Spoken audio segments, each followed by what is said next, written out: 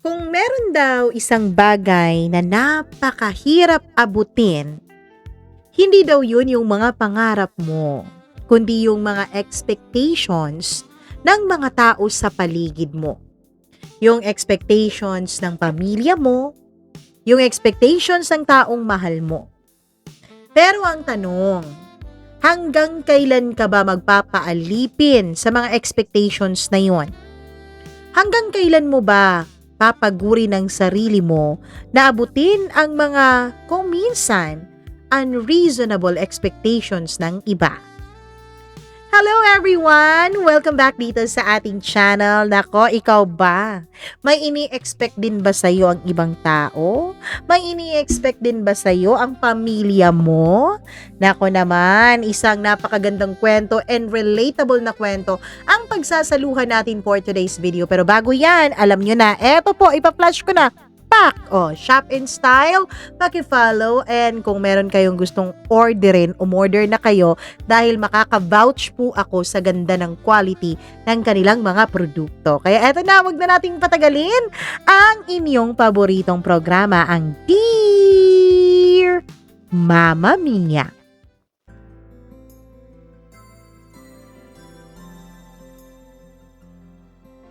Sabi nila, lahat ng bagay ay lumilipas.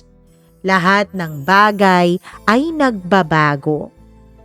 Pero paano kung ang pagbabago ng mga bagay sa buhay mo ay hindi naman for the better, kundi for the worse? Paano mo ba papanatilihing buo ang sarili mo habang binubuo din ang pangarap at expectations ng ibang tao? Dear Mama Mia, hindi ko hiningi ito. Paulit kong sinasabi ang mga katagang yan sa sarili ko habang nakatitig ako sa kisame ng inuupahan kong kwarto dito sa Metro Manila. 12:00 na ng madaling araw, pero gising na gising pa rin ako. Hindi dahil sa trabaho, sanay na ako dun kundi dahil sa bigat ng mga bagay sa isipan ko. Itago niyo na lamang po ako sa pangalang Ben. Mahigit 30 na po ang edad ko. Single at wala ring anak. Pero pakiramdam ko parang 5 ang anak ko sa sitwasyon na meron ako. 60,000 piso. 60,000 pesos. Yan po ang gross ko kada buwan na sahod. Kung sa papel, Mama Mia, alam kong maayos na yan. Kung tutuusin, mas malaki na yan kesa sa sinasahod ng kalahati sa lahat ng mga Pilipino. Kayang bumuhay ng sarili, kayang mag-ipon, kayang mangarap, kayang mag-travel sa kung saan-saan. Yan ang iniisip ng iba kapag sila ang magkakaroon ng ganyan kalaking sahod. Pero ang realidad, ubus na ubus ako, Mama Mia. May utang akong mahigit 60,000 sa credit card. Hindi siya ganun kabigat kung tutuusin. Napapaikot ko naman. Nababayaran ko naman monthly. Hindi ako nalulubog. At least, hindi pa. Pero ang hindi ko kayang kwentahin ay yung pagod ko. Yung pagod na hindi nawawala kahit matulog ako ng 2 buong araw. Yung pakiramdam na parang ikaw lang ang sumasalo sa buong mundo. At ang tanong na paulit-ulit na bumabalik sa isip ko, bakit ako? Mama Mia, lumaki po ako sa isang maliit na sitio sa aming probinsya. Hindi marangya, ngunit hindi rin naman ganun kahirap. Yung tipong sakto lang para mabuhay, pero kulang para mangarap ng malaki. 5 kaming magkakapatid, Mama Mia. Ako ang pangalawa mula sa panganay. At tulad ng madalas na mangyari sa mga pangalawa, ikaw yung laging inaasahan. Yung panganay namin, siya sana yung magiging pag-asa ng pamilya. Naaalala ko pa noong dumating si Tito. Yung tito naming may kaya sa buhay. Siya yung tipo ng kamag-anak na bihira mong makita pero kapag dumating, pakiramdam mo ay may bit na pag-asa. Ako na ang bahala ng pag-aaral niya, sabi noon ng tito sabay turo sa kuya ko. Criminology. Hindi yun ang gustong kurso ng kuya ko. Ang gusto niya ay maging isang seaman. Pero sino ba siya para tumanggi? Libre na eh. Hindi na maghahanap buhay pa ang mga magulang ko para sa pagpapaaral sa kanya. Pero hindi rin nagtagal, Mama Mia. Nagbago si kuya. Kung dati puno siya ng mga pangarap para sa aming pamilya, nung sana ay abot kamay na niya yun, ay bigla namang nagbago ang kanyang ugali. Naging pasaway siya, nagbisyo, hanggang sa tuluyang bumagsak sa klase. At ang masakit pa, Mama Mia, hindi niya sinisi ang kanyang sarili sa nangyari sa buhay niya. Bagkus, kami pa ang kanyang sinisi. Kayo kasi, pinipilit-pilit niyo ako, sabi niya. BS. Napaka-BS na dahilan. Kahit ako, naramdaman ko yung hiya noon.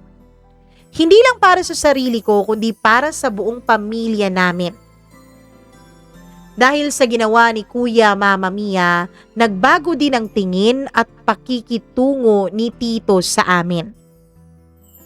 At doon nagsimula ang tahimik na pressure na sa mga balikat ko na nakaatang. Taong 2012, Mama Mia, ako naman. College na ako noon. Hindi ko makakalimutan yung araw na kinausap ko si Papa. Tahimik lang siya noon. Nag-aayos ng mga isda na ibebenta niya kinabukasan. Amoy alat ang buong paligid. Amoy dagat, amoy pagod, amoy mahirap na buhay.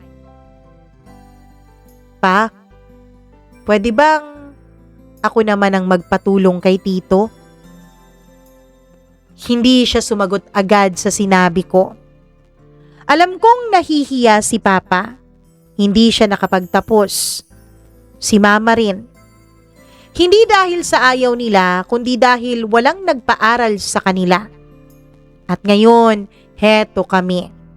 Umaasa ulit. Yung tito ko na kapatid ni Papa, kaya din siya nakapag-aral, Mama Mia, ay dahil din sa tito niya noon.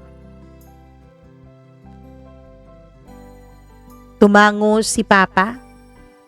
At ilang araw pagkatapos doon, ay nandun na kami sa bahay ni Tito. Hindi ko makakalimutan yung pakiramdam habang hinihintay ko siyang magsalita. Parang bawat segundo ay tila sinusukat niya kung karapat-dapat ba ako. Sigurado ka bang hindi mo gagayahin ng kuya mo? Na hindi mo sasayangin ang perang ipampapaaral ko sa'yo? Diretsahan niyang tanong. Walang paligoy-ligoy. Tumango ako, Mama Mia.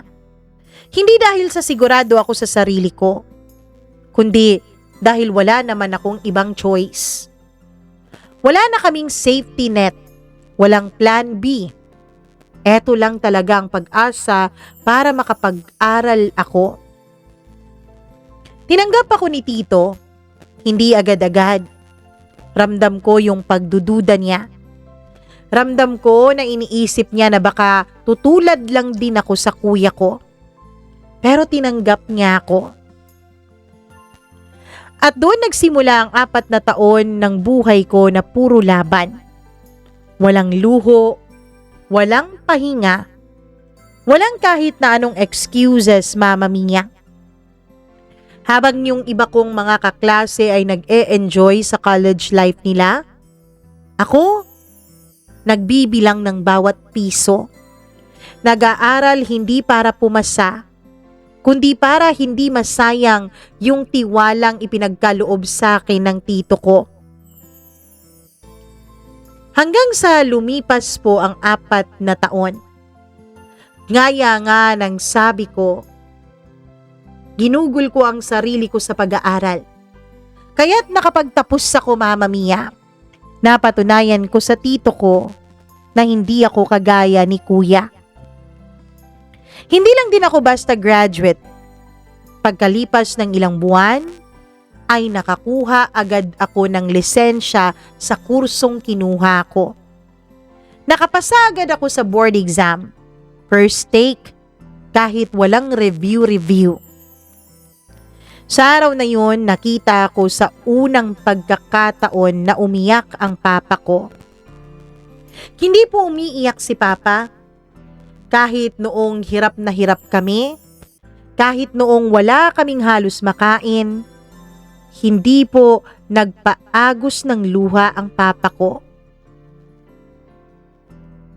Dun lang talaga, nung pumasa ako sa board exam. Nung araw na yun, ibang klase, Mama Mia. Hindi siya katulad ng ibang araw sa buhay ko. Anak, proud na proud ako sa'yo, sabi ni Papa. Simple pero sapat para maramdaman ko na may silbi lahat ng paghihirap ko. Akala ko doon magsisimula ang magandang buhay para sa akin. Akala ko doon naggagaan ang sitwasyong ginagalawan ko.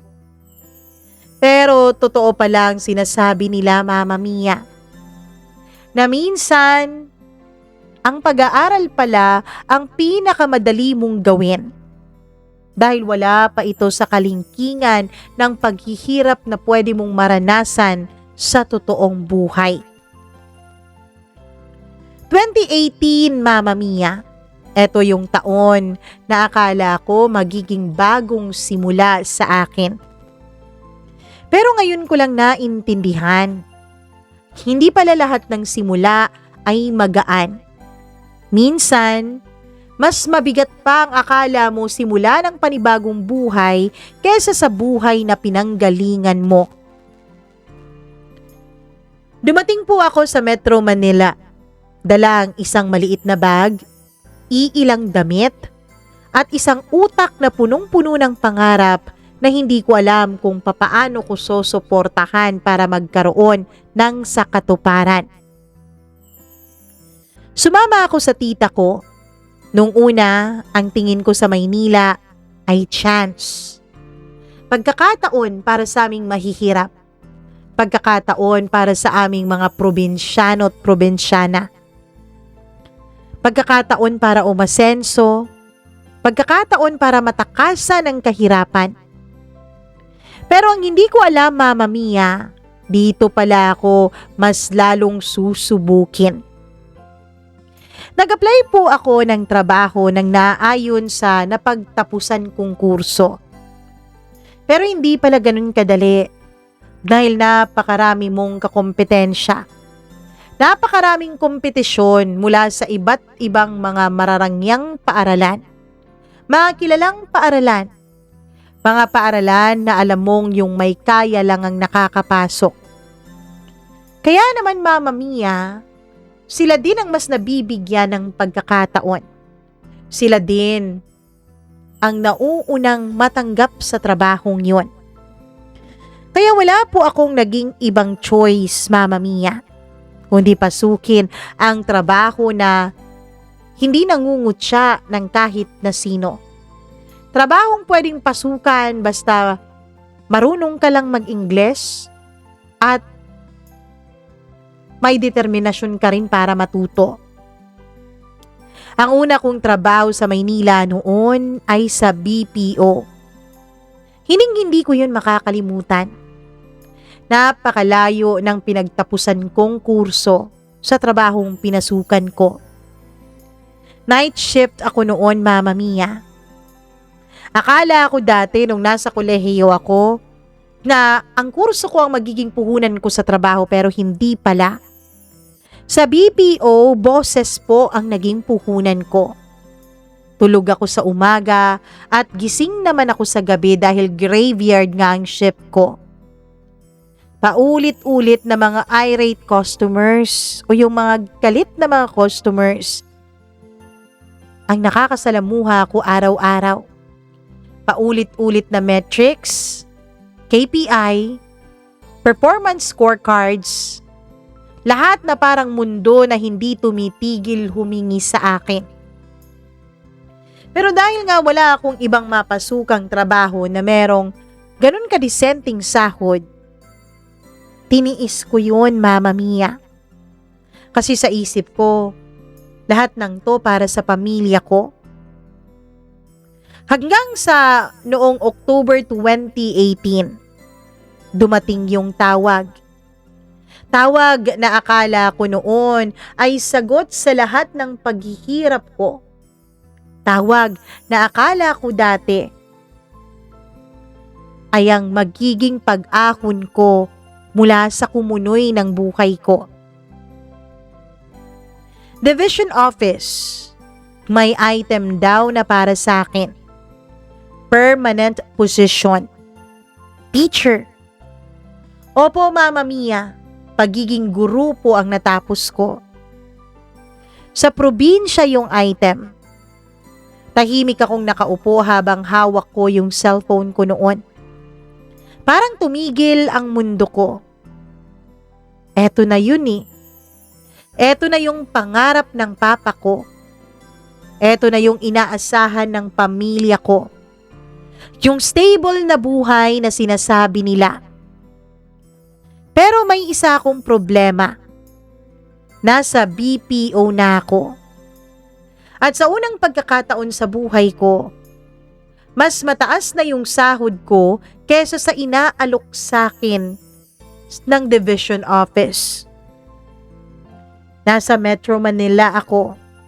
Maraming benepisyo kapag nasa sentro ka ng isang bansa.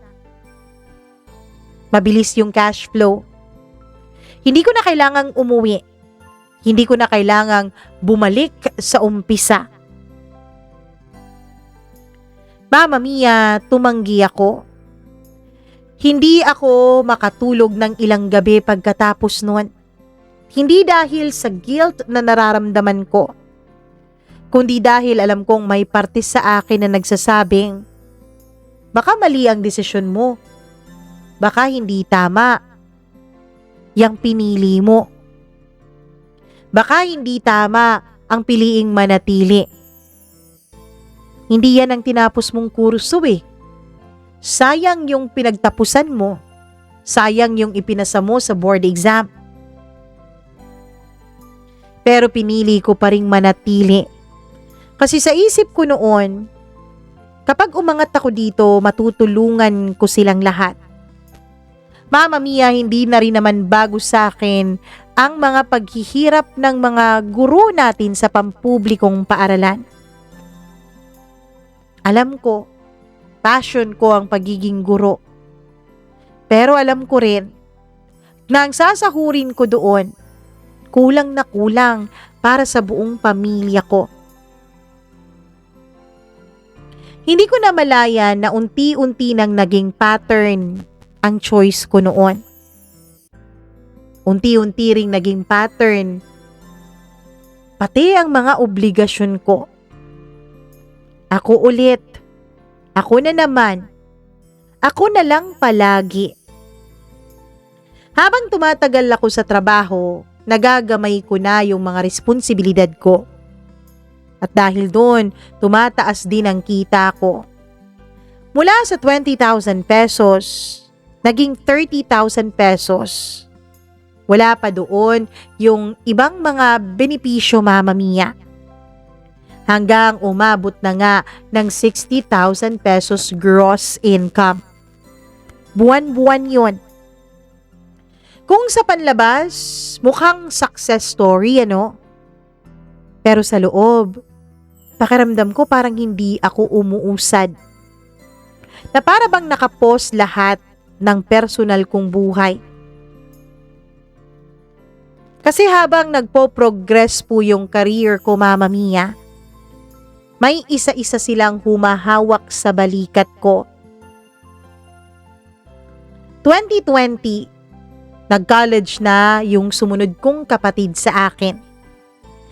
Vet Med, yun ang gusto niyang kurso. Hindi po yun simpleng kurso, Mama Mia. Hindi po yun kursong mumurahin. Mahal po yun. Mabigat sa bulsa. Mabigat na responsibilidad. Pero syempre ako ang sumalo. Tuition, allowance, projects, lahat-lahat na. Oo, may scholarship naman siya pero kulang na kulang pa rin lalo na kapag ganyan ang kurso mo. At sa lahat ng kakulangan, Mama Mia, wala namang ibang tagapuno noon kundi ako. Tuwing payday, hindi ko na tinatanong kung magkano ang matitira sa akin. Ang tanong ko na lang sa sarili ko habang tinitignan ang laman ng ATM ko, sapat ba to para sa kanila? At ang pinakamasakit na parte, naririnig ko pa minsan sa kanila, Kuya, parang ikaw na ang mama at papa namin ah. Nakangiti ako habang sinasabi iyon ng mga kapatid ko sa akin, Mama Mia. Pero sa loob ko, hindi ko alam kung matutuwa ba ako o mas lalo ba akong masasakal sa responsibilidad dahil sinabi nila na parang ako na ang kanilang magulang. 2023, Mama Mia. Isa sa mga kapatid ko ang papasok din ng kolehiyo. Criminology ulit yung kurso niya. Parehong kurso na kinuha ng kuya namin. Parang paulit-ulit na kwento na hindi na natuto. Pero hindi ako tumutol kasi yun ang kagustuhan niya. Kasi alam ko na kung magsasalita ako na naman ang masama. Ako na naman ang mamimilit ng mga bagay na hindi nila gusto. May usapan kami ng kapatid ko nung pangalawa mula sa bunso. Kapag okay ang grades niya during first semester, bibilhan ko siya ng cellphone. Yun ang sinabi ko sa kanya. Simpleng bagay lang, pang motivation ika nga nila. Kasi sa aming lahat na magkakapatid, ito po yung pangalawang mula sa bunso ang hindi masyadong porsigido sa pag-aaral. At gusto ko, Mama Mia, na mag-aral siya ng mabuti. Kaya naman, nag-offer ako sa kanya ng ganong klaseng deal. Reward, kumbaga. Para man lang maramdaman niya na may kapalit ang lahat ng efforts niya. Hindi katulad sa akin dati, na kahit anong effort ko, wala akong ibang makukuhang reward kundi ang pagpapatuloy ng pagpapaaral ni Tito sa akin. Nang lumabas nga ang grades niya, may isa siyang 3. Hindi perpekto, pero sapat na para sa akin. Lalo pa sa kapatid kong yun na halos hindi naman talaga gustong mag-aral. Binilhan ko siya ng cellphone. 11,000 pesos, Mama Mia, ang worth ng cellphone na binili ko. Kahit mahal, kung tutuusin dahil ilang buwan na naming bigas yun. Pero pinili ko pa rin tuparin ang pangako ko sa kapatid ko. Kasi sa isip ko, baka ito yung kailangan niya para magbago siya. Baka maisip niya na tumutupad ako sa usapan kaya tutupad din siya sa usapan. Pero ilang araw lang ang lumipas, Mama Mia. Nalaman kong nawala yung cellphone niya. Akala namin nawala talaga, inisnatch, ninakaw o kung ano paman. Pero pagkalipas ng ilang araw, nakita ng bunso naming kapatid ang isang pawn ticket sa isang pawn shop. Opo, Mama Mia. Isinanla pala ng kapatid ko yung cellphone binigay ko sa kanya. Ang halagang 11,000 pesos na cellphone na isanla lang niya ng mahigit 1,000 piso. Yun lang ang nakuha niya. At alam niyo kung bakit? Para may pansugal siya. Pansabong. Hindi ko agad na proseso sa utak ko yung mga nangyari. Sa totoo lang, hindi galit ang unang pumasok sa akin, kundi pagod, Mama Mia. Yung klaseng pagod na para bang biglang nawalan ka ng lakas kahit na hindi ka naman gumagalaw.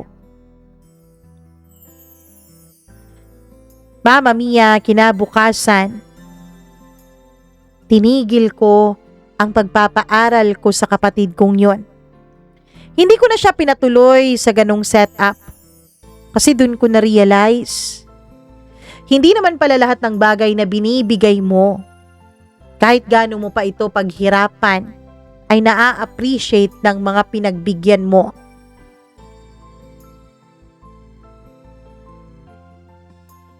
Sabi ko noon sa sarili ko, kung hindi nila papahalagahan yung sakripisyo ko, bahala sila. Problema na nila yun at hindi ko na problema yun. Kaya lang, Mama Mia, wala pang 3 araw simula nung kausapin ko ang kapatid ko na hindi ko na itutuloy ang pagpapaaral ko sa kanya, ay tumawag sa akin ang aking mga magulang. Ano ka ba naman, Ben? Nagkamali lang naman ang kapatid mo. Kung hindi mo siya tutulungan, kung hahayaan mo siya na maging tambay na lang, tingin mo ba magbabago ang buhay niya? Ikaw naman ang nakakaangat. Sana naman intindihin mo. Para wag matulad sa kuya mo, yung mga nakababata mong kapatid. Tutal, ikaw naman, di ka rin naman nakapag-aral kung hindi ka tinulungan ng ibang tao, 'di ba? Mama Mia, natahimik na lang ako. Di ko alam kung anong isasagot ko sa papa ko. Sa totoo lang, hindi po ko talaga ako sanay na sumasagot. Tumatahimik lang ako. Kaya wala din akong nagawa. Sa huli, pinagpatuloy ko pa rin ang pagpapaaral ko sa kapatid ko. Mama Mia, hindi naman po ako maramot. Sa totoo lang, kahit nahihirapan ako, kahit nagkanda utang-utang ako, ayos lang basta mapagtapos ko lang ang mga kapatid ko. Alam ko kasi kung gaano kahirap ang buhay eh. Ako nga na nakapagtapos, nahirapan. Paano pa kaya yung mga hindi, 'di ba? Hanggang sa pati bunso namin ay papasok na ng kolehiyo, Mama Mia. Pero yung gusto niyang kurso ay food technology. Mahilig kasi siyang magluto, mahilig siya sa pagkain. At masaya ako para sa kanya. Wala naman talaga akong ibang gusto sa mga kapatid ko kundi ang makapagtapos ng pag-aaral. Genuinely, yun ang gusto kong mangyari sa aming lahat. Mama Mia, hanggang sa yung kuya ko, gustong bumalik sa kanyang pag-aaral. Sabi ng papa ko na inggit daw yata na lahat ng mga nakababata niyang kapatid ay nag-aaral na. Nainggit daw yata dahil kinakantsawan na lang siya ng iba.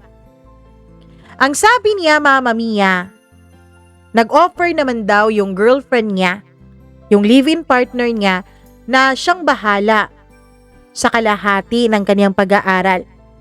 Yung kalahati na lang daw ang gastusan namin. Pero sa totoo lang, wala namang namin eh.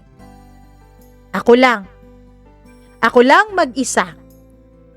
Dahil kalahati lang ang babayaran ng live-in partner niya, yung kalahati, ako. At dun na ako napahinto. Hindi dahil ayoko, Mama Mia. Dahil sa totoo lang, gusto ko rin naman na gumanda ang buhay ng kuya ko. Pero wala na akong alam kung saan pa ako huhugot ng pera. Tatlo na nga silang sabay-sabay. Yung vet med, yung criminology, tapos yung food technology, tapos eto pa si kuya pa. May sarili rin naman akong buhay sa Maynila. May mga utang. May mga gastos dahil umuupa pa naman ako ng tinitirhan ko. Kumakain pa naman ako, namamasahe pa naman ako.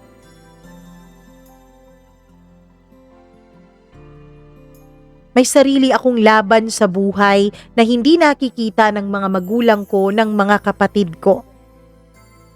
Pero kahit ganun, Mama Mia, kahit alam nilang mahal sa Maynila, walang pakundangan pa rin sila kung lumapit sa akin. Ako pa rin ang kailang nilalapitan. Ako pa rin ang sagot ng kanilang mga problema. Ako pa rin ang fallback plan. Ako yung backup. Na para bang wala akong karapatang mapagod. Na para bang wala akong karapatan na mabuhay sa sarili kong termino. At minsan, Mama Mia, sa tahimik na gabi, habang nakatitig ako sa kisame, may tanong na hindi nawawala sa akin. Hanggang kailan ba na ako na lang palagi? Hanggang saan ba ang kakayanin ko tulungan ko lang ang mga kapatid ko?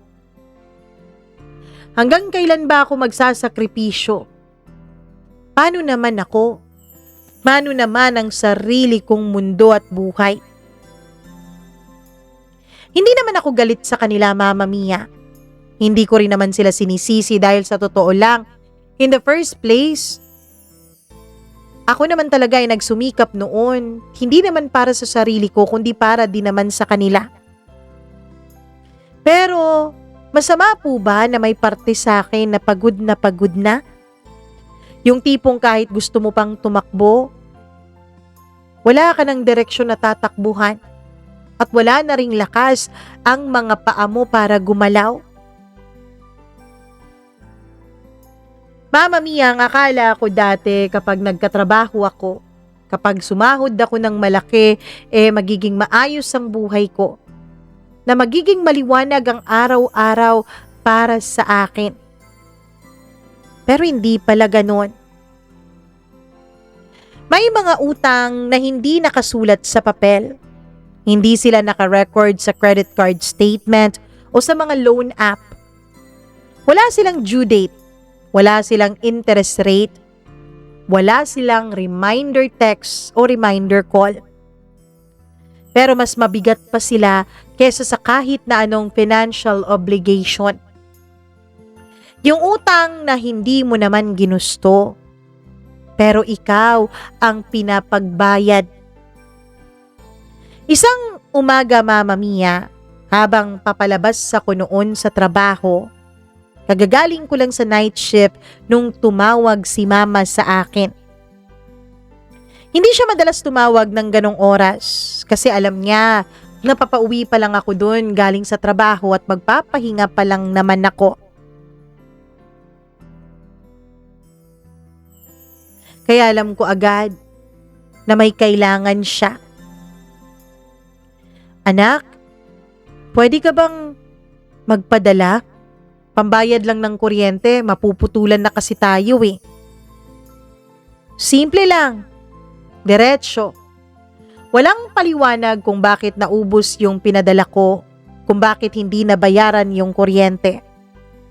Ni hindi nga nagtanong kung may extra ba ako eh. Na para bang automatic na lang na ang sagot ko ay oo. Na para bang ginawa akong ATM machine. Na kapag isinaksak mo yung card, may perang lalabas. Dahil hindi naman ako binigyan ng chance na magsalita ay nagpadala ako, Mama Mia. Hindi dahil may sobra ako, kundi dahil wala akong ibang sagot na kaya kong ibigay. Pagkababa ko ng phone, tuloy lang ako sa MRT. siksikan, mainit. Pagod na lahat ng tao kahit umaga pa lang. Lalo na ako, kagagaling pa lang sa night shift o sa graveyard shift. Mama Mia, ang ingay ng paligid pero mas maingay yung nasa isip ko. Hindi yung magkano na ang natira sa akin, kundi yung kailan ba ako makakahinga sa mga obligasyon. Doon ko na-realize ang isang bagay na matagal ko nang iniiwasan. Hindi lang pala pera ang binabayaran ko. Pati buhay ko, pati katawan ko, tila hinahati-hati ko na rin. Sa totoo lang, Mama Mia, hindi mo naman mararamdaman ng biglaan yung pagod. Hindi naman sumisigaw yung pagod ng bigla-bigla. Hindi naman nagiging dramatic, kundi dahan-dahan. Para bang sirang gripo na patak-patak lang hanggang hindi mo na malayan, ubos na pala ang laman. Sa trabaho, sa totoo lang, maayos pa rin naman ako. Kaya ko pa rin umingiti sa bawat calls ng mga customer. Kaya ko pa rin mag-perform sa mga matrix na hinihingi sa akin. Kaya ko pang magpanggap na okay lang ang lahat. Pero tuwing uuwi ako sa maliit kong kwartong inuupahan, may bigat na hindi ko na kayang itago. May mga gabi na nakahiga lang ako. Kapag day off ko, hindi ako makatulog sa gabi. Hindi dahil sa sanay akong hindi natutulog ng gabi kasi panay graveyard shift ako. Hindi rin dahil sa ingay, kundi dahil sa dami ng mga iniisip ko. Mga kapatid ko, mga bayarin, mga pangako, mga pwede ba na hindi ko kaya at hindi ko pwedeng tanggihan. Pinipilit ko pa rin ang sarili ko kahit hirap na ako, Mama Mia. Choice mo to, Ben. Kaya ko to. Ako naman kasi ang parang panganay sa amin eh. Kaya dapat ako ang magkarga ng lahat ng ito. Pero sa totoo lang, Mama Mia, hindi ko na alam noon kung saan na yung choice at saan na yung mga obligasyon na lang. Isang gabi napatingin ako sa cellphone ko. May chat yung pangalawa kong kapatid o yung kapatid na sumunod sa akin. Yung pangatlo namin. Kuya, kailan ka next magpapadala? Diretsa ng chat na yun na para bang may inihabilin sa akin. Wala man lang kumusta ka na dyan, kuya. Wala man lang tanong kung okay ka lang ba dyan, kuya. Alam kong hindi naman yun sinasadya ng mga kapatid ko. Alam kong hindi naman nila sinasabi yun dahil masama silang mga kapatid, kundi dahil ganun na lang talaga ang naging sistema namin. Na para bang naging automatic na sa kanila ang lahat na ako yung source, ako yung backup plan, ako yung inaasahan. At sa unang pagkakataon, Mama Mia, hindi ko agad nasagot yung tanong ng kapatid ko. Hindi dahil busy ako kasi wala naman akong ginagawa nun. Kasi day off ko naman yun. Kundi dahil nagtatanong na rin ako sa sarili ko. Kaya ko pa ba? Hindi ko alam kung anong sagot nun. May isang gabi na hindi ko makakalimutan, Mama Mia. Hindi dahil may nangyaring malaki sa labas, kundi dahil sa loob ko. Umuwi ako galing trabaho noon. Hindi ko natapos ang shift ko kasi masama ang pakiramdam ko. Pagod na pagod ako na para bang may sakit ako na hindi kayang makita ng mga ospital. Tahimik na tahimik. Kung tutuusin, kung titignan mo sa labas, parang normal lang yun eh. Pero pag upo ko sa kama, parang may bumagsak na bigat na hindi ko na kayang buhatin pa. Tinitigan ko yung kisame. Ilaw na mahina, tahimik na paligid. At dun sunod-sunod na pumasok sa isipan ko ang lahat. Hindi lang ang problema, kundi lahat ng taon na ginugol ko para sa pamilya. Lahat ng responsibilidad. Lahat ng ako na lang. Bigla kong na-realize, Mama Mia, hindi pala ako humihinto ever since na nagtrabaho ako. Hindi ako humintong sumuporta. Hindi man lang nga ako nakapag-pause. Hindi man lang ako nakapag-reset kahit isang beses. Tuloy lang ako ng tuloy sa pagkayod kahit ubus na ubus na. May isang tanong na paulit-ulit sa isip ko. Kung mawawala ba ako, may bagbabago ba? At kasabay nun ay isa pang tanong. May maghahanap ba ng sagot para sa akin? O ako lang talaga yung sagot sa lahat ng problema nila? Mama Mia, ang tanong na yon hindi para sa katapusan ng buhay ko, ha? Hindi para sa drama, kundi sa pagod na hindi ko maipaliwanag kahit kanino. Pero sa gitna ng lahat ng yun, sa gitna ng mga tanong ko sa sarili ko, may isa pang boses na mahina lang pero pilit pa rin pumapasok sa utak ko. Hindi galit, hindi desperado, kundi parang pagod din. Sabi niya, sayang naman lahat ng pinaghirapan mo. Kung dito ka lang din babagsak. Hindi solusyon ang boses na yon. Kung tutuusin, hindi nga din siya sagot eh. Pero siya yung unang pahiwatig na kahit napakahirap, kahit sobrang nakakapagod, may bahagi pa rin pala sa akin ang ayaw na sumuko. Kinabukasan, Mama Mia, kahit na masama ang pakiramdam ko ay pumasok pa rin ako. Kasi ganun ako eh. Kahit pagod, tuloy lang. Kahit naguguluhan, trabaho lang. Kahit wasak na wasak sa loob, sige lang, function lang. Functional pa rin. Pero may mga maliliit na pagbabago. Hindi ko agad sinasagot lahat ng mga messages sa akin. Hindi ko na agad sinasang-ayunan lahat ng hinihingi sa akin. Hindi din naman ako tahasang tumatanggi. Pero humihinto ako saglit bago sumagot.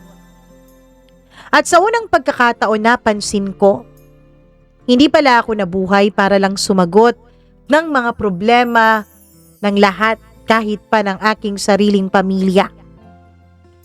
May buhay din pala ako na matagal ko nang hindi tinitingnan, hindi inaayos at hindi pinapansin. Hindi ko pa alam noon kung paano ang uusad. Hindi ko pa alam kung paano babawasan yung bigat. Hindi ko pa rin alam kung tutuusin kung paano sabihin sa kanila ang salitang hindi. Pero isang bagay lang ang malinaw, Mama Mia. Alam ko sa sarili ko na hindi pwedeng ganito palagi. At doon nagtatapos yung araw na yun. Hindi sa isang solusyon, kundi sa simula ng tanong na hindi ko kayang iwasan. Hanggang kailan ba ako magiging sagot at hanggang kailan ang hihintayin kong panahon bago ako huminga, hindi para sa ibang tao, kundi para sa sarili ko. Mama Mia, sa totoo lang, may mga salitang ang bigat-bigkasin hindi dahil mahirap yung sabihin, kundi dahil alam mong may magbabago kapag binitawan mo na ang salitang yon. Ang salitang hindi. Isang salita lang, pero para sa akin, parang magiging kalaban ko ang buong mundo kapag ginamit ko yun sa pamilya ko. Isang gabi, Mama Mia, may nag-message ulit sa akin. May bagong request. May bagong bayarin na kailangang punan. Kahit bago ang request na yon at bago ang bayarin na yon, hindi na rin naman bago ang message. Kaya lang sa pagkakataong yun, hindi ako agad sumagot. Tinitigan ko lang ang screen ko. Kumukurap-kurap ang mga mata ko na para bang hinihintay ko ang sarili ko na iproseso ang mga nababasa ko. Parang sinasabi ng loob ko na, sige na, sagutin mo na. Ikaw pa rin naman eh. Pero hindi ako makakilos agad, Mama Mia. Huminga muna ako ng malalim ng nasa 4 o 5 beses ata yun. At sa unang pagkakataon sa loob ng napakaraming taon, hindi ako umoo agad. Hindi ako sumunod agad sa request na yun. Hindi na muna ngayon. Type ko. At bago pa magbago ang isip ko ay pinindot ko na yung send button. Isang linya lang. Walang paliwanag, walang dahilan. Akala ko pagkatapos kong ma-send yun, Mama Mia, ay babagsak ang buong mundo ko. Akala ko pagkatapos ko yung isend ay may sasabog na galit. Akala ko agad akong papalabasing masama. Pero katahimikan ang sumagot, Mama Mia. Oo. Hindi ako nakatanggap ng reply. At para sa akin, mas nakakatakot pala yung katahimikan na sagot kaysa sa sigaw ng galit. Kinabukasan, parang walang nagbago sa labas. Parehong MRT pa rin ang sasakyan ko pauwi sa inuupahan ko. Parehong trabaho pa rin ang pinanggalingan ko. Parehong pila ng buhay pa rin ang tinitiis ko. Pero sa loob ko, Mama Mia, hindi ako mapakali. Hindi ko alam kung dapat ba akong makaramdam ng ginhawa o dapat ba akong makaramdam ng guilt. Habang nasa loob ako ng MRT, hindi ko maiwasang isipin. Bakit nabibigatan pa rin ako kapag ako yung humihindi? Bakit parang nagigilty ako kapag ako yung pinipili muna ang sarili ko? Bakit parang pakiramdam ko mas normal kapag nagsabi ako ng oo, kahit na hirap na ako? Habang tumatakbo yung MRT, habang nakatingin ako sa dinadaanan namin, dun ko nakita ang pattern na matagal ko nang hindi pinapansin. Hindi pala ako tinanong kahit kailan kung kaya ko pa ba, kung ayos lang ba ako. Hindi pala ako tinanong kahit kailan kung may extra pa ako, kung maayos pa ba ang buhay ko nang malayo sa kanila.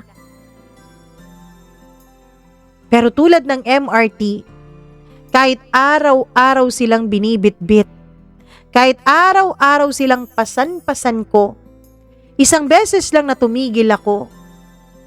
Ako yung sira, ako yung may mali. Pag-uwi ko, Mama Mia, tahimik lang ako. Naka-silent pa rin ang cellphone ko dahil yun naman talaga ang protocol namin sa trabaho. Hindi ko yun binago. Hindi ko ni-loudspeaker o kung ano man. Hindi din ako nag-open ng mga conversations. Dati-rati yun ang ginagawa ko sa loob ng MRT.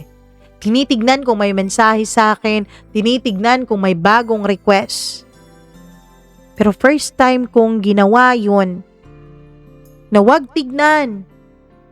First time kong kinumbinsi ang sarili ko na wag makonsensya. At sa katahimikan ay may realizations na dahan-dahan na pumasok. Mama Mia, minsan pala napakapayapa kapag hindi ka nabubuhay para lang sa expectations ng iba. Minsan pala kahit ang simpleng pandesal na binili ko habang papauwi ako sa inuupahan kong kwarto, ay sing sarap pala ng steak, lalo na kapag alam mong binili mo yun, hindi dahil yun na lang ang afford mo, kundi dahil yun ang gusto mo. Mama Mia, hindi naman po ako galit sa pamilya ko. Hindi din po ako nagre-rebelde. Kundi nahirapan na rin ako. Napagod na rin ako sa ilang taong pagtatrabaho na ni wala man lang akong naipundar kahit isa para sa sarili ko. Liban na lamang sa mga ginagamit kong damit at sapatos sa trabaho.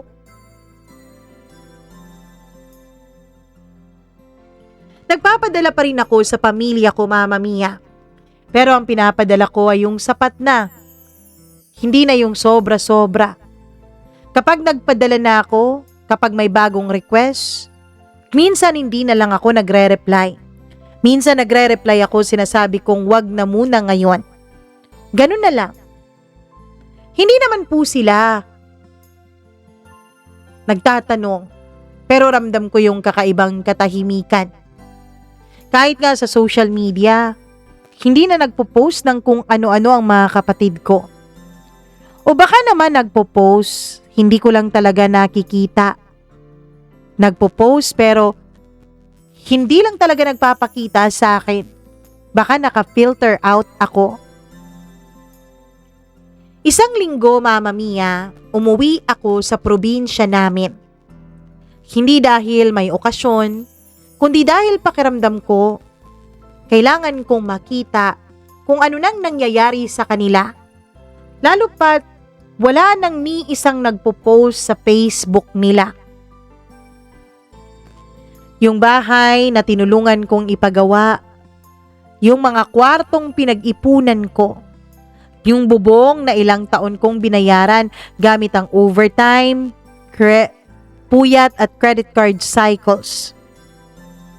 Nandun lahat, Mama Mia, pagdating ko. Buong buo. Pero habang nakaupo ako sa loob ng bahay na tinulungan kong ipagawa at ipaayos, may kakaiba sa pakiramdam ko. Pakiramdam ko hindi ako belong sa bahay na yon. Pakiramdam ko hindi ako taga ron, kundi isang estranghero at isang bisita. Hanggang sa dumating si Mama. Masaya siya nang makita niya ako. Si Papa tahimik lang pero ramdam ko rin naman yung tuwa. At yung mga kapatid ko, kanya-kanya na ng mundo. May mga kwento, may mga pangangamusta, may mga hingi, may mga plano. Lahat normal, lahat parang pamilyar. Pero sa gitna noon ay biglang kumirot ang dibdib ko, Mama Mia. Hindi dahil maingay, kundi dahil hindi man lang nila ako sinabihan na pwede ko nang gawin ang gusto ko ng ako naman. Kinagabihan mag-isa ako sa labas ng bahay. Tinitigan ko yung mga ilaw sa malayo. Napakatahimik ng hangin sa probinsya. At sa unang pagkakataon, dahil ako ay nakabakasyon, hindi ako nagmamadaling pumasok. Sa unang pagkakataon, Mama Mia, habang naririnig ko ang mga kapatid ko sa loob na nag-uusap-usap kasama ang mga magulang ko, naisip kong may sarili din silang plano pala. Habang nakikita ko silang mga malalaki na, mas mga malalaki pa nga kesa sa akin, nakita kong kaya din pala nila ang buhay nila. Kung ako ang laging nagbibigay, kapag dumating yung pagkakataon na kanya-kanya na sila ng buhay, sino kaya ang magbibigay para sa akin? At doon ko na-realize ang isang bagay na matagal ko nang iniiwasan. Hindi pala ako tumutulong dahil responsibilidad ko yun.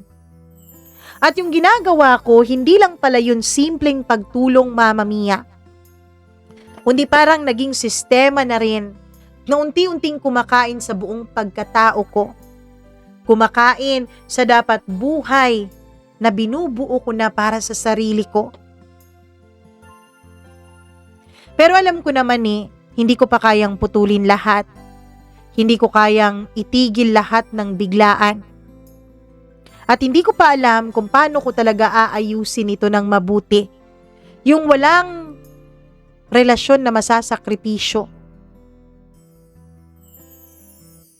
Pero Mama Mia, isang bagay ang sinisimulan kong tanggapin sa sarili ko. Na hindi ako masama dahil napapagod ako. Hindi ako masama dahil may limitasyon ako. Hindi ako masama dahil lang hindi ko kayang ibigay ang lahat. Hindi ako masama sa paghahangad na maging selfish naman minsan at isipin muna ang sarili kong buhay. Sa unang pagkakataon, Mama Mia, nakita kong hindi pala ako si Ben na dapat solusyon sa lahat ng problema ng pamilya. Tao din pala ako. May hangganan din pala ako. May sarili din pala akong mga pangangailangan. May buhay na hindi lang dapat sa trabaho at pagpapadala ng pera sa probinsya. Mama Mia, bago ako umalis sa amin nung nasa bakasyon ako, ay kinausap ko na muna silang lahat. Inihanda ko na ang sarili ko, Mama Mia. Kung sakali mang itakwil ako ng mga magulang ko, kung sakali mang kagalitan ako ng mga kapatid ko sa mga sasabihin ko, ay ayos lang, tatanggapin ko. Basta dapat masabi ko na sa kanilang lahat bago pa ako bumalik ng Maynila. Sabado ang balik ko ng Maynila. Biyernes ng gabi, nung hiningi ko sa mga kapatid ko na umuwi sila ng maaga dahil magluluto ako. Nagluto naman talaga ako ng mga paborito naming pagkain. At nung nasa hapagkainan na kami, ay masayang nagsalo-salo ang lahat. Hinayaan ko munang matapos ang pagkain namin dahil baka kapag nagalit sila, masayang na yung mga pinagluluto ko, 'di ba? At nung tapos ng kumain at umiinom na lang ng soft drinks ang lahat, dun ako nagsimulang magsalita. Kuya, Ma, Pa, mga kapatid ko, may gusto sana akong sabihin sa inyo. Ano yun? Magpapakasal ka na, kuya? Tanong ng bunso namin. Hindi pa. Pero pinaghahandaan ko na. Nakita ko ang gulat sa kanilang mga mata. Pati ang gulat na rin sa mata ng mga magulang ko. May girlfriend ka pala, anak? Meron po sa Maynila.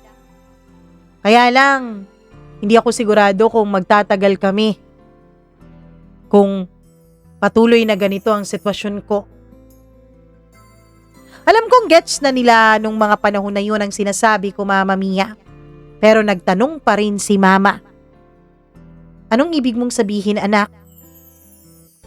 Ma, nagkakaedad na po ako. Kailangan ko na rin pong isipin ang sarili ko. Hindi ko naman sinasabi to dahil ayoko nang sumuporta o tumulong sa inyo. Magpapadala pa rin naman ako, Ma. Pero para na sana sa inyo ni Papa. Total, yung pangalawa kong kapatid magtatapos na rin naman, diba? Tapos, pwede naman kayong kumuha ng trabaho, lalo pat hindi naman pala kayo fully loaded sa inyong pag-aaral.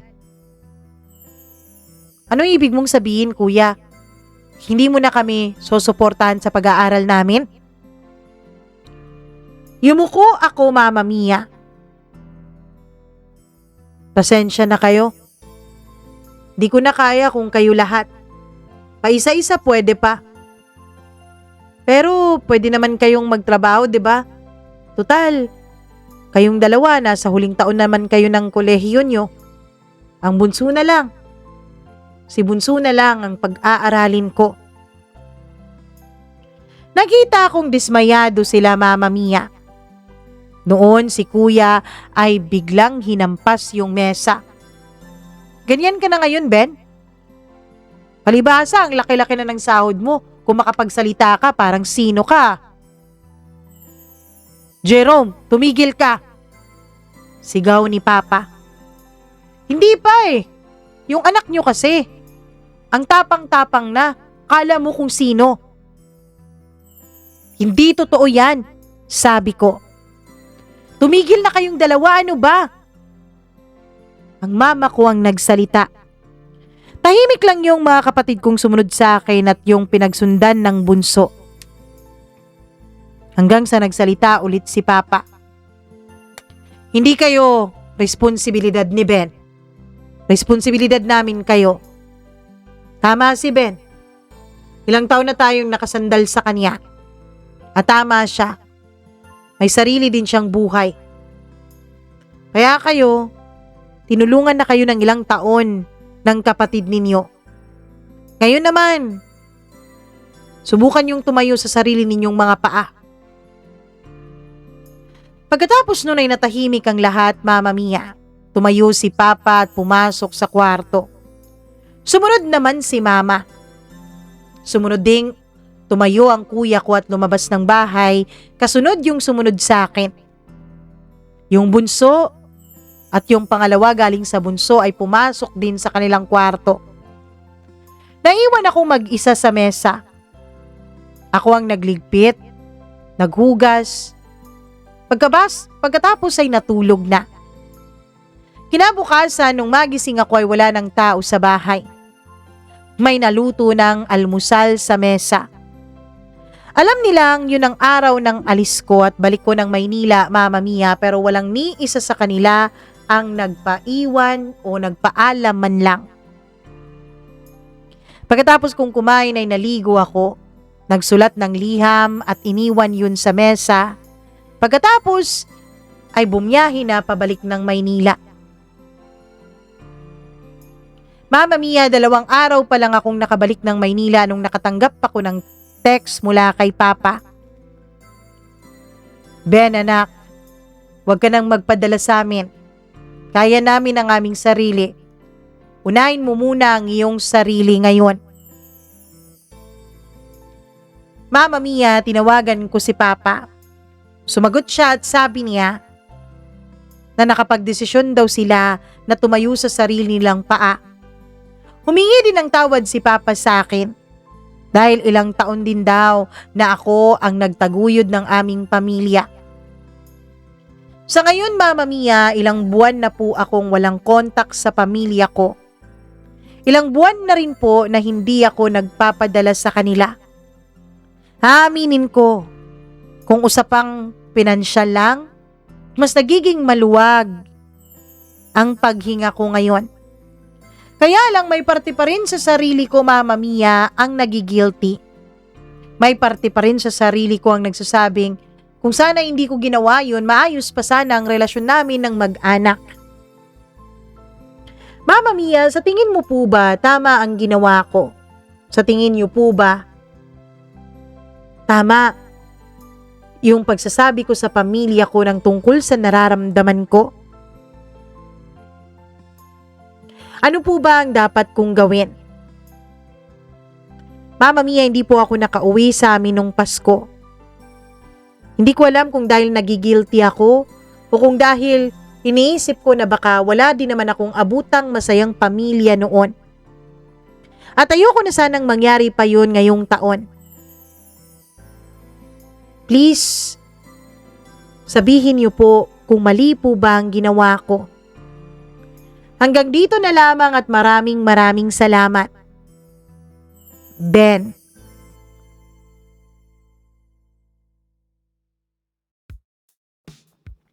Ben, the two of us need to look no more. Charot. Kumanta pa talaga. Ang hirap naman sagutin ng tanong mo, Ben. Para sa akin na mahirap. para sa akin na ako din yung tumutulong din naman ako sa pamilya, pero hindi lang naman ako. Ang good thing sa amin, nagtutulungan naman kaming mga magkapatid, 'di ba? Magkakapatid. Sa inyo lang, parang ikaw lang yun, na solo ka. So, yun ang mabigat sa'yo. Kung tatanungin mo ako kung mali ba na nagsabi ka ng iyong naramdaman o nararamdaman, ang sagot ko, hindi po. Charot. Joke lang. Para sa akin, hindi mali na magsabi ka ng iyong nararamdaman. Hindi mali na piliin mo naman ang iyong sarili. Kahit ang kapalit nito kung minsan ay ang relasyon natin sa ating pamilya.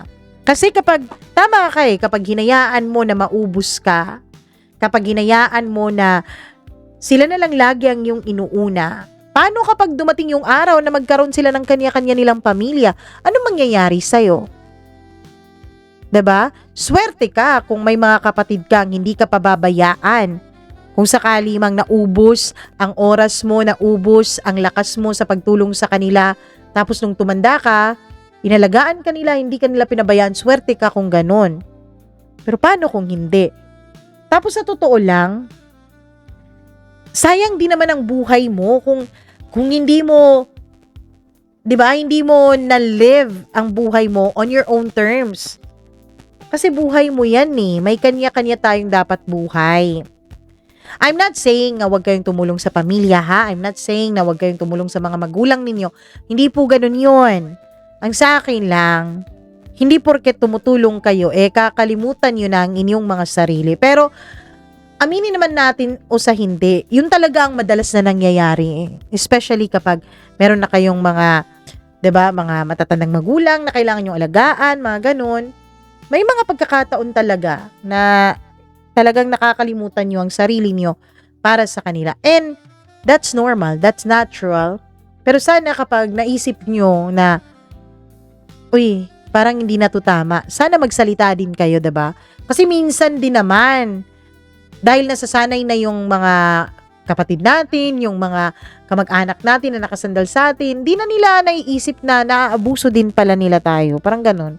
So, para sa akin, walang mali sa pagsasabi. And for me, umuwi ka lang. Umuwi ka ngayong December o kung may fiesta sa inyo, may birthday, umuwi ka. Hindi dahil sa nagigilty ka, kundi umuwi ka kasi pamilya mo pa rin naman sila at nasa sa kanila na yun kung hindi ka nila tatratuhin ng maayos. Basta, umuwi ka. Yun ang sa akin, okay? Huwag kang na mag-isip na kailangan, minsan kasi iniisip natin na dapat tumawag sila, dapat sila yung mag-imbita, parang ganun, 'di ba? May mga ganun tayong naiisip. Pero kapag gusto mong umuwi ka kasi bahay niyo pa rin naman 'yun, mga magulang mo pa rin naman 'yun. At doon mo makikita at doon mo malalaman kung ano ba talaga ang estado ng inyong relasyon. Kasi minsan baka naman nahihiya lang yung mga magulang mo, yung mga kapatid mo kaya hindi sila kumukontak sa iyo ngayon kasi sabi nga binibigyan ka nila ng space, 'di ba? Ilang buwan na binibigyan ka nila ng pagkakataon na tirhan yung sarili mong buhay, parang ganon. Live your own life on your own terms, parang ganon. Baka naman di sila galit, baka naman nagigilty. Kaya ikaw na ang mauna, umuwi ka, Ben, okay? Anyways, maraming salamat sa inyo na nakikinig ngayon sa ating programa. Thank you very much. Gusto ko mag-hi sa ating mga kasuki na mga members. Maraming salamat. Hi, Freaky. Maraming thank you sa'yo. Mila Raduban, Gail Easy, Maureen Tugab, thank you very much. Maria Elena Abe, Diane Martinez, Smackdax, Benson Boyster, Gimaras Girl, Colleen Bueno, Rico Sedanco, Rose Arevalo, Miriam Gutierrez, Marlia Guiana Shane, Christina Aure, Abdullah Wahab, maraming salamat. At sa nagbabalik na si Jasmine Magbanwa, thank you so much sa inyong pagiging miyembro dito sa channel natin. And bukod sa ating mga members, syempre mag-hi and hello din tayo sa ating mga suki na mga subscribers na hindi din nagsasawa sa atin. Hi kay Drex, maraming salamat. Hi din ako kay Mamita Colaija. Hi din kay, sino to? Kay Jeneline Danio, maraming salamat. LV Lapot. Hi din kay Roslyn Caraballo Lynn Gausin. Thank you very much. Hi din ako kay Jocelyn's Channel, Charmaine Lopez, Jenny Sarco, maraming salamat. At kay Jennifer Tambis, thank you very much. Gladys Bakbak, LV Lapot, Grace Otanies, Glendora Cayetano, hello. Hi din ako kay Princess J. Lord Delgado, maraming salamat, Sai. And Janice Rosalada, maraming thank you sa inyo. Sa lahat ng nakikinig sa atin, maraming salamat. I love you all. Mwah, mwah, mwah. Ingat po kayo palagi. Bye-bye!